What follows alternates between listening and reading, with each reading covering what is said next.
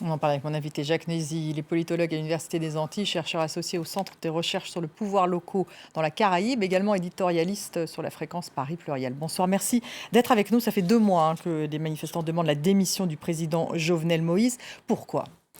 Mais il y a d'abord une situation structurelle, on peut dire, comme le reportage l'a souligné, il y a des inégalités abyssales, c'est le pays le Ce n'est plus... pas nouveau en C'est pas Haïti. nouveau, souligné par la Banque mondiale.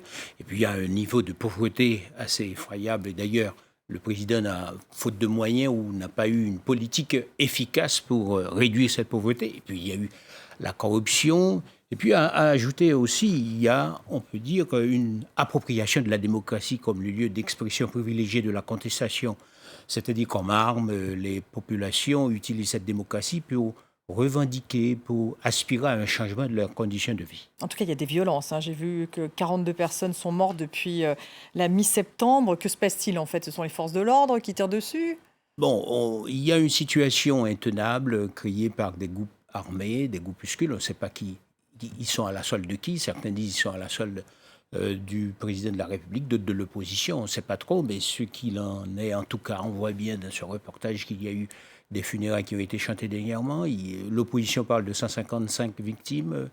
Donc, on dénombre des victimes, notamment des manifestants, et aussi au Mais ce sein sont de la quoi police des nationale. milices qui tirent sur ces victimes ? Eh bien, il n'y a pas d'indication précise On parce ne que sait la pas. police nationale ne donne pas des renseignements précis, mais toujours Ce est-il, seraient des partisans du président ? on ne sait pas trop, parce que hier encore, il y a eu des policiers qui sont morts, et ce policier, par exemple, qui est mort, était à la tête d'une manifestation réclamant une prise en compte salariale et aussi une demande d'amélioration de leurs conditions de vie, même la police nationale. C'est un peu le chaos en ce moment dans le pays. Bon, on peut dire que le président n'a pas beaucoup d'emprise sur les événements et les choses, et on peut dire qu'il y a un affaiblissement institutionnel.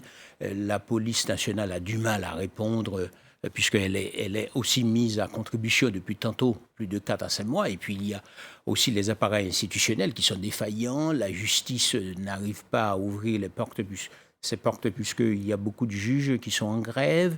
Et puis les Alors, il y a routes tout de sont... même, pardon, il y a tout de même un processus de dialogue, me semble-t-il, entre les partis d'opposition, des groupes de la société civile et la présidence, ou pas ? Est-ce qu'il y a une sorte de processus Il en y a, cours ? pour le moment, comme l'a dit le président de la République depuis la semaine dernière, il y a un début de dialogue. Il a annoncé des pourparlers avec certains membres de l'opposition. Alors l'opposition, de son côté, au terme d'intenses travaux laborieux, est parvenue à un accord auquel adhère la grande majorité de l'opposition. Mais Mais il n'y a pas la pas de population. passerelle. Il n'y a pas de passerelle entre ces deux groupes. Alors, hier, la nouvelle donne, c'est l'arrivée d'une ambassadrice des États-Unis d'Amérique, la représentante des États-Unis auprès des Nations Unies, qui a essayé de réunir les deux groupes, rencontrer le président de la République et l'opposition pour leur demander de réviser leur position et de parvenir à un gouvernement d'union nationale. Mais pour le moment, on ne voit pas encore se dessiner un rapprochement entre ces deux blocs. De préférence, il y a une polarisation de la crise qui s'installe. Mais alors, comment sortir de cette crise aujourd'hui ? Il y a des discussions, vous dites que pour l'instant elles sont stériles, enfin elles n'aboutissent pas. Bon, on espère qu'il y a un rapprochement entre ces deux groupes. D'ailleurs, c'est ce qu'a tenté de faire l'ambassadeur américain en interpellant ces deux partis à une entente. On espère qu'ils parviendront à un compromis. Mais un compromis, c'est difficile puisque l'opposition demande la démission du président C'est de la ça, et République. Jovenel Moïse ne va pas démissionner, c'est Et certain ou pas ?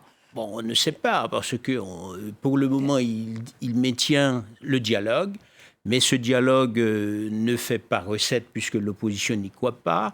C'est un Alors, scénario possible ?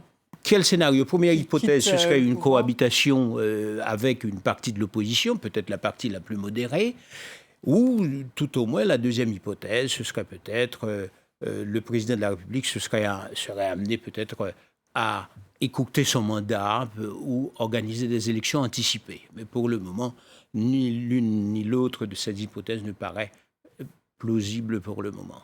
Merci beaucoup d'avoir été avec nous ce soir. Jacques Nézy, politologue à l'Université des Antilles. Le pape François est en